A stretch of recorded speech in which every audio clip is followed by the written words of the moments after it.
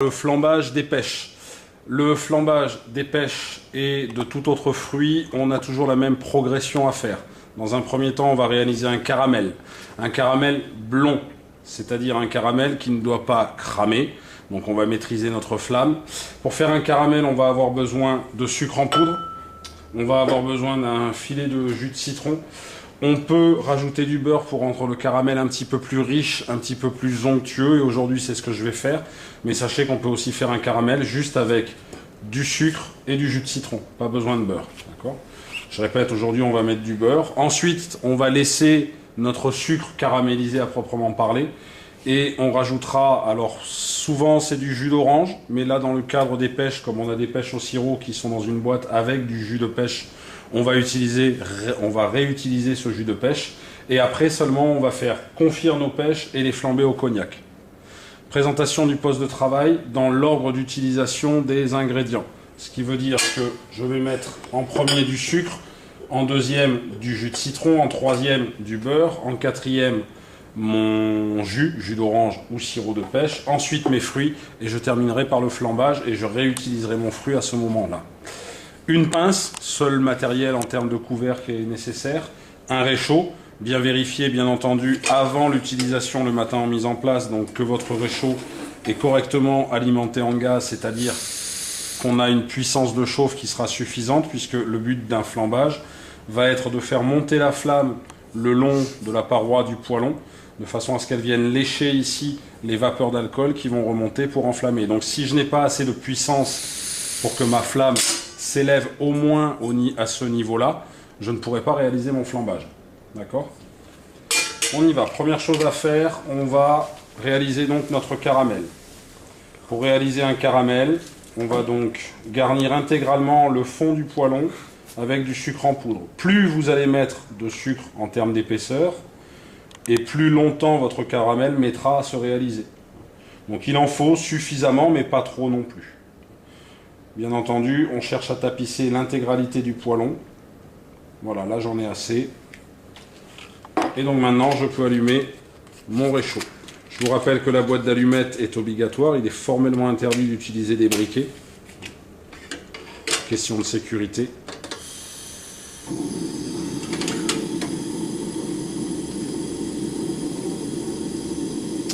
Voilà, j'allume et j'attends. Ce qui veut dire que pendant ce temps-là, déjà, je peux décider, éventuellement dans une situation de service, je peux commencer à réaliser mon caramel, mon flambage, pendant, par exemple, que mes clients sont encore en train de manger le fromage.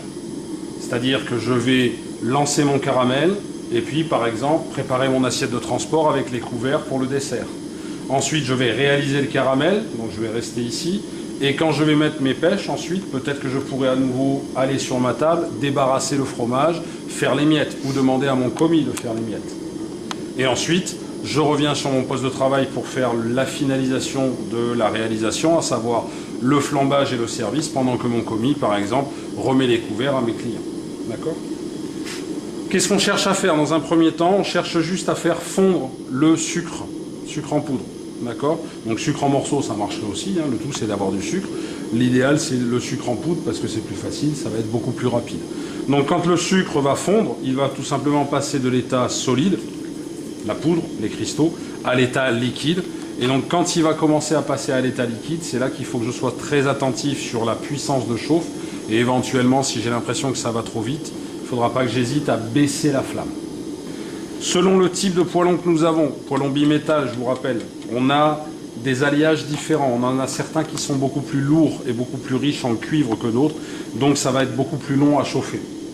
Donc là, c'est le poids du poêlon qui va vous renseigner sur la qualité. Vous voyez, là, j'ai ma flamme, je n'hésite pas, je la mets à fond. Donc vous vous rendez bien compte que là, pendant que je suis en train de faire ça, je suis accaparé à mon guéridon, mais en réalité, je pourrais faire autre chose. Attention, ça n'est possible que si on connaît parfaitement la progression technique d'un flambage, et à partir de là, qu'on sait à peu près du temps dont on dispose entre un état de cuisson du sucre et puis l'état de cuisson du sucre qui voudra dire que c'est raté et que mon caramel est cramé. Vous pouvez regarder par ici, en nous en approchant pas trop, hein, que le caramel, là, le sucre commence à fondre. Là, ça commence à devenir translucide. Je vais passer de l'état solide à l'état liquide. À partir de là, je vais commencer à prendre mon demi-citron. Et dès que je vais observer une coloration et un départ de fumerolles, c'est-à-dire ça n'est pas tout à fait de la fumée encore, c'est avant le stade de la fumée, là je vais incorporer mon jus de citron pour casser un petit peu la cuisson. Et puis ça va me permettre aussi d'homogénéiser un petit peu la cuisson sur la totalité du poêlon. Vous voyez là, ça commence à changer un petit peu de couleur là vers ici. Très, très léger. Bien entendu, c'est toujours du centre vers l'extérieur que ça se passe. Et j'attends. Là, regardez, vous voyez la couleur? Ça commence à blondir. Là, je suis au stade du blond. Et entre le stade du blond et du noir, il n'y a que quelques secondes qui peuvent s'écouler selon le récipient que vous avez. Donc on est très très très attentif. Ça veut dire que là, à partir du moment où mon sucre a commencé à fondre, je suis obligé de rester à mon poste de travail. Là, j'incorpore mon jus de citron. En fait, en cuisine, on parlerait de déglacer, puisque j'incorpore un liquide dans une masse qui est collée au fond de mon poêlon et qui est solide. Et vous voyez là mon caramel, il commence à apparaître réellement. Les pépins pour le moment je vais les laisser, je ne cherche pas à les récupérer.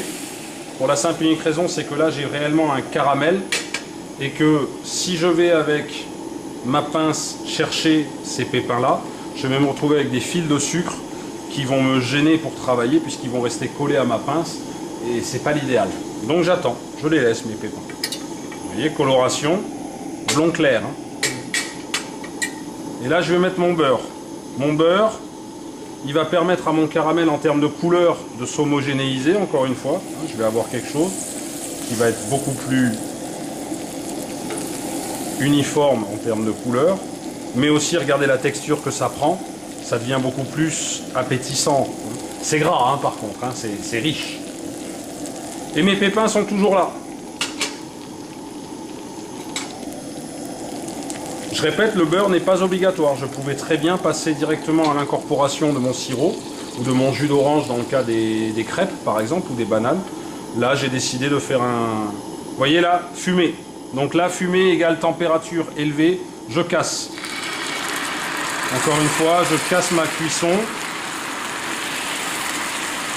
avec mon sirop de pêche. Et la pince, pour le moment, ne me sert à rien. Et je décolle. Et là maintenant je vais pouvoir aller récupérer mes fameux pépins de citron qui sont restés. Vous voyez même là, les fameux fils de sucre dont je parlais, ils sont là. Donc ils peuvent être gênants. Alors si, hop, vous avez vu, le fil de sucre, je n'ai pas cherché à l'enlever avec ma fourchette. Je l'ai simplement retrempé dans mon poêlon de façon à ce que le sucre remonte en température et repasse à l'état liquide. Je vérifie. Je vais pouvoir mettre mes pêches. Donc vous voyez au niveau de la coloration, caramel blond. La bulle, on a une bulle là qui est en train de se former et qui est assez nombreuse et petite. Plus je vais laisser réduire et plus la bulle va être grosse et moins nombreuse. Par contre, ça veut dire bien entendu que ça va être plus dense puisque je perds du liquide. Et donc il faut que je fasse attention. À ce moment-là, si je m'aperçois que je n'ai plus assez de liquide, la première chose qu'il faudra penser à faire, ce sera baisser la puissance de chauffe. On y va. Les oreillons de pêche. Ah, j'en ai oublié un. Donc les oreillons de pêche se mettent toujours le côté bombé en premier. Donc on est à 2 à 3 oreillons par personne. Là pour la démonstration, j'ai décidé de vous faire travailler avec 5 oreillons. D'accord ? Mais sinon, je répète, c'est 2 à 3 oreillons par personne. Et là, je vais commencer à les faire cuire. Pour faire cuire ces oreillons de pêche qui sont déjà cuits puisqu'on a des pêches au sirop, donc qui sont en conserve, je vais malgré tout piquer l'intérieur des oreillons de pêche en prenant soin de ne pas aller jusqu'au fond. Donc là, je vais le faire volontairement, de façon à ce que vous voyez ensuite ce qui se passe quand on va les retourner. L'idéal, je répète, c'est de ne pas les percer. Il faut juste les piquer pour permettre une cuisson uniforme. Non, c'est juste pour avoir une cuisson uniforme. Le but, c'est de les ramollir. Parce qu'en fait, là, on a des... ils sont en conserve, ils sont cuits, mais malgré tout, ils sont relativement fermes. Nous, on va les rendre moelleux et confits. Donc, pour que ce soit plus rapide, on permet à la chaleur de traverser en faisant des trous à l'intérieur de nos oreillons de pêche. On peut même décider,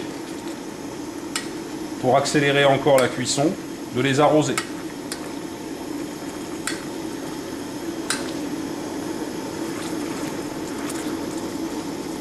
Et là, je suis dans une situation où je maîtrise mon flambage et je sais que ça prend un certain temps. Donc là, je peux partir faire autre chose sur une de mes tables, éventuellement, en gardant un œil dessus, bien entendu. Bon, ceci étant dit, le jour de l'examen, vous éviterez de vous absenter de votre poste de travail quand vous êtes en train de faire ce genre de réalisation technique. Le feu, il est doux Ah non, là, je suis à fond. Là, D'accord. là je suis à fond, à fond. Autant dans un cadre de flambage comme celui des crêpes, on aura certainement besoin de baisser la flamme parce que vous verrez les crêpes, il y a toute une opération de faire aller et venir la crêpe, puis de la plier ensuite dans le poêlon. Ça demande un certain temps, surtout qu'on est à 3 crêpes par personne. Donc si tant est que vous fassiez ça pour 4, il y a 12 crêpes à réaliser. Hein, donc ça demande beaucoup de temps. Et pour être sûr d'avoir toujours du jus, du sirop, on va souvent être obligé de baisser la flamme pour le flambage des crêpes. Pour les pêches, les bananes, les fraises éventuellement qu'on pourrait faire, même si la technique des fraises, on sera plus proche d'un flambage type cerise jubilée, on a toujours du jus, il n'y a pas de souci là-dessus.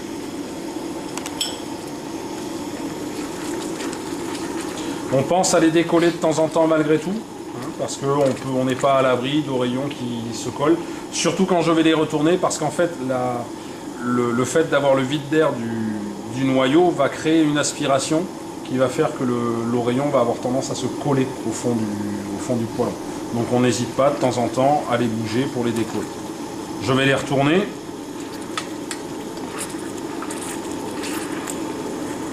Vous voyez la couleur que ça prend? C'est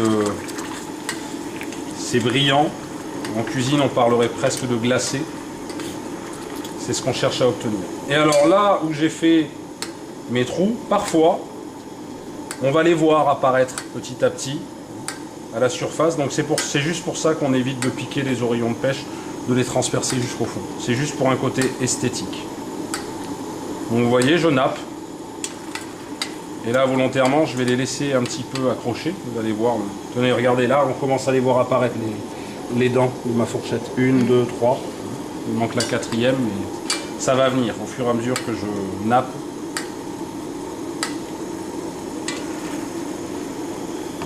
Vous voyez, c'est encore ferme. Hein. J'ai beau appuyer dessus, là, le client, il faut lui proposer quelque chose qui est plus mou. Pas flasque, mais en tout cas plus moelleux.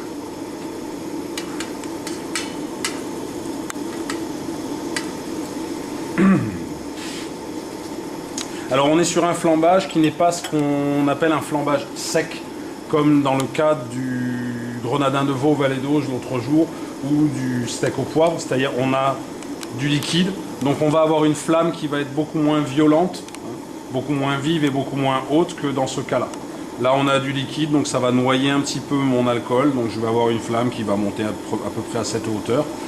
La particularité de flambage de fruits, bien entendu, c'est qu'au moment où ça va flamber, je vais reprendre ma saupoudreuse et je vais saupoudrer de sucre en poudre pour que ça attise un petit peu plus la flamme. C'est plus pour le côté spectaculaire que pour le côté gustatif, parce qu'en termes de sucre, on est déjà sur quelque chose de très sucré avec les pêches flambées ou les bananes flambées. Vous voyez ma bulle? Regardez là. Elle est en train de devenir plus grosse et plus... On sent que c'est plus dense.